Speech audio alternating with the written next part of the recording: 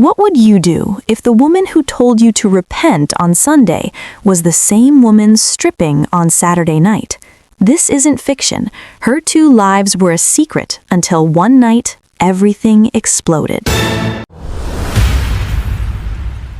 Every morning at 6 a.m., Sister Grace woke up in her tiny room at Holy Cross Church. She would put on her black nun's habit, walk to the chapel, kneel and pray with the other nuns. "Good morning, Sister Grace," they would whisper.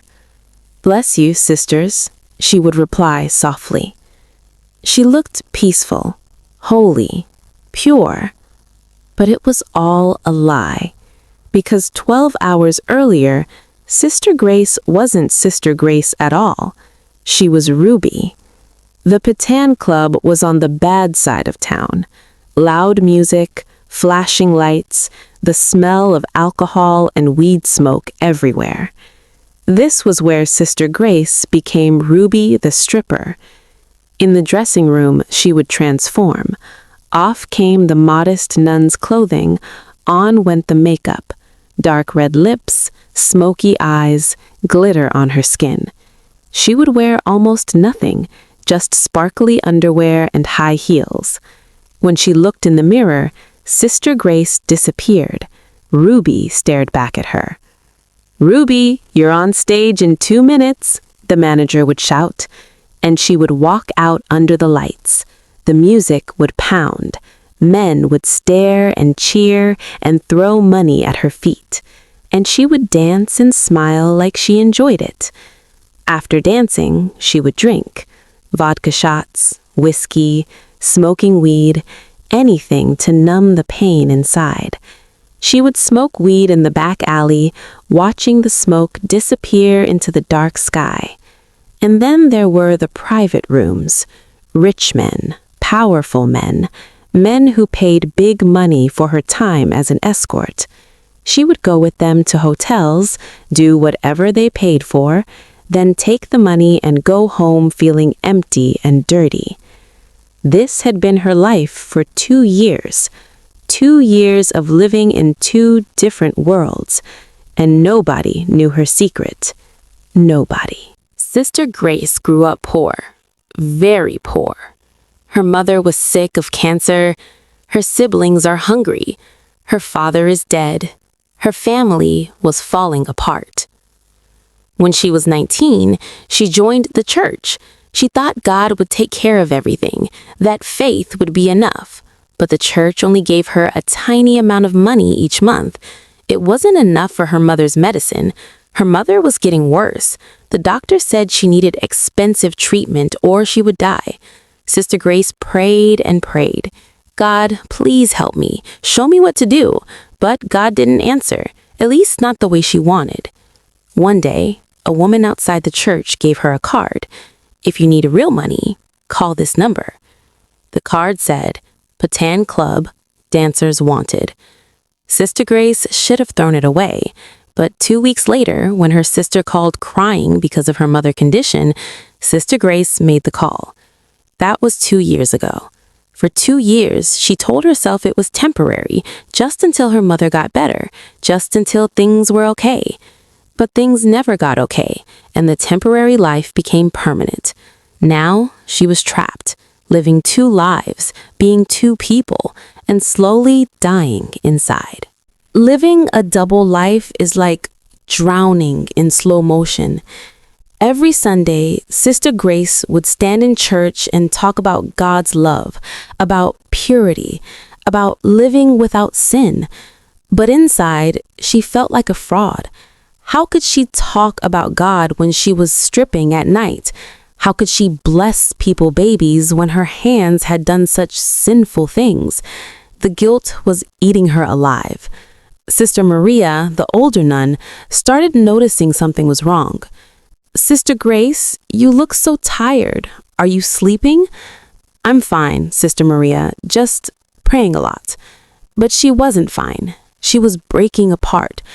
Some nights, after coming home from the club, she would still be wearing her makeup, still smelling like smoke and men's cologne. and she would kneel on the floor and try to pray. "Forgive me," she would whisper. "Please forgive me." But she knew she would do it all again tomorrow. So what was the point?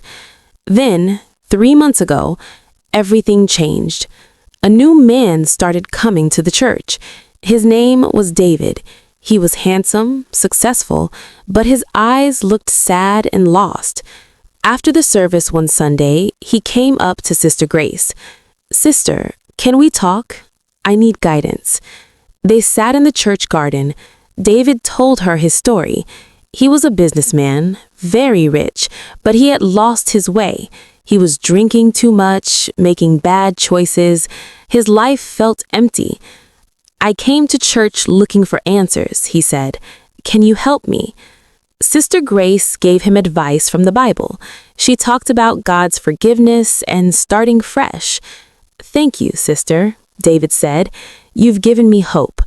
He came back every week after that, and slowly, Sister Grace watched him change. He stopped drinking, started smiling, found peace. "You saved my life," David told her one day. "I was in a very dark place, but you showed me the light." Sister Grace felt good about this. Finally, she was doing something that mattered, something real. David became her friend, her best friend. She looked forward to their conversations every week. He made her feel like maybe she wasn't completely worthless after all. But the whole time, she was hiding who she really was. David only knew Sister Grace. He had no idea about Ruby. It happened on a Saturday night. Sister Grace, as Ruby, was working at the Patan Club. She had just finished dancing and was sitting at the bar, drinking white wine, smoking weed. The manager came over. "Ruby, we have a special client tonight. Very important. He's paying $5,000 just to meet with you." $5,000. That was a lot of money. "Where is he?" Ruby asked. "VIP room upstairs. Go." Ruby finished her drink and walked upstairs. Her high heels clicked on the floor. She opened the door to the VIP room, and her heart stopped. Sitting on the couch, holding a glass of whiskey, was David. Their eyes met. Time froze. David's face went completely white. The glass fell from his hand and shattered on the table. "Sister Grace?" he whispered. Ruby couldn't move, couldn't breathe, couldn't think. "No," David said. "No, this isn't... You're a nun. What are you doing here? Why are you dressed like..." He looked at her costume, her makeup. "David, I can explain." "Explain?" His voice was loud now, angry, hurt. "You're supposed to be holy. You told me to change my life. You told me to stop drinking. And you're here, doing this?" Ruby started crying. Her makeup ran down her face. "I needed the money," she said. "My mother is dying." "I don't want to hear it. Do you know why I came here tonight? Because I was struggling. I was having doubts. I thought maybe if I come to this club one last time, I'll remember why I quit. And I find you?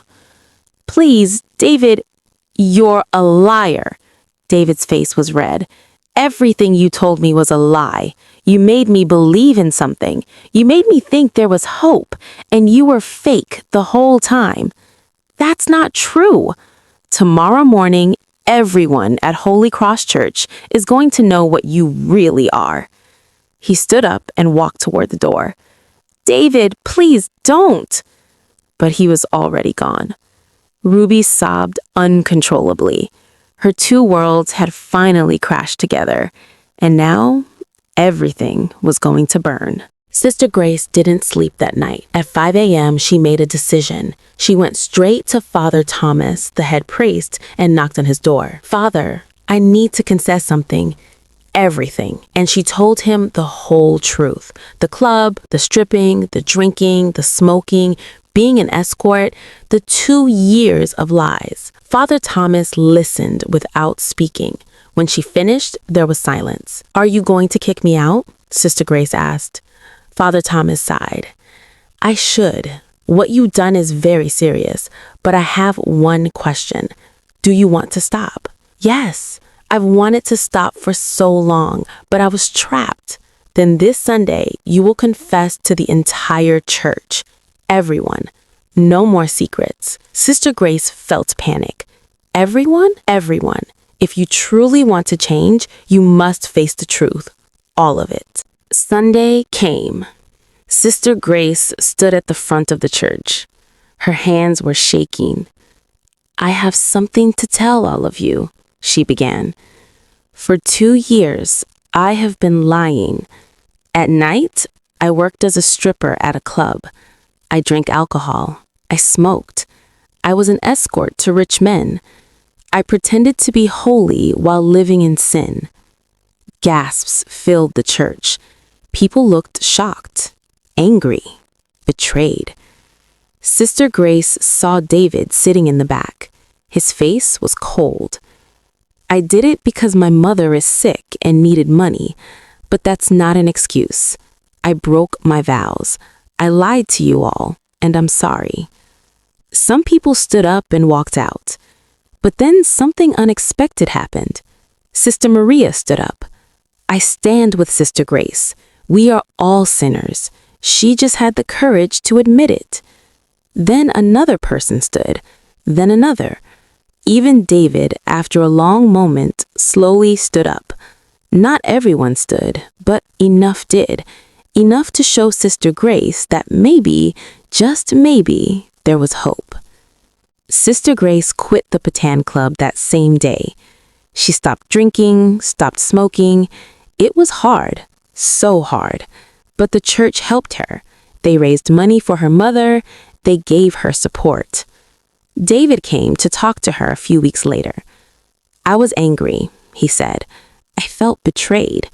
But I realized something. You helped me even though you were broken yourself. And maybe that's more powerful than being perfect. I'm sorry I lied to you, Sister Grace said. I forgive you. Now you need to forgive yourself. 1 year later, Sister Grace started a program at the church, a program to help women who were trapped in clubs, in drugs, in bad situations, women just like she had been. She told them her story, all of it, the stripping, the shame, the lies. And she told them, you can change. I did, and so can you. David became her closest friend, 2 broken people helping each other heal. Sister Grace was no longer living 2 lives. She was living one honest life, and finally, she was free. Sister Grace met her Waterloo, that moment when everything fell apart. But falling apart was the best thing that ever happened to her, because only when we break can we rebuild ourselves into something better. She's not perfect now. She still struggles, still carries shame sometimes, but she's real. She's honest. She's free. And that's what redemption really means.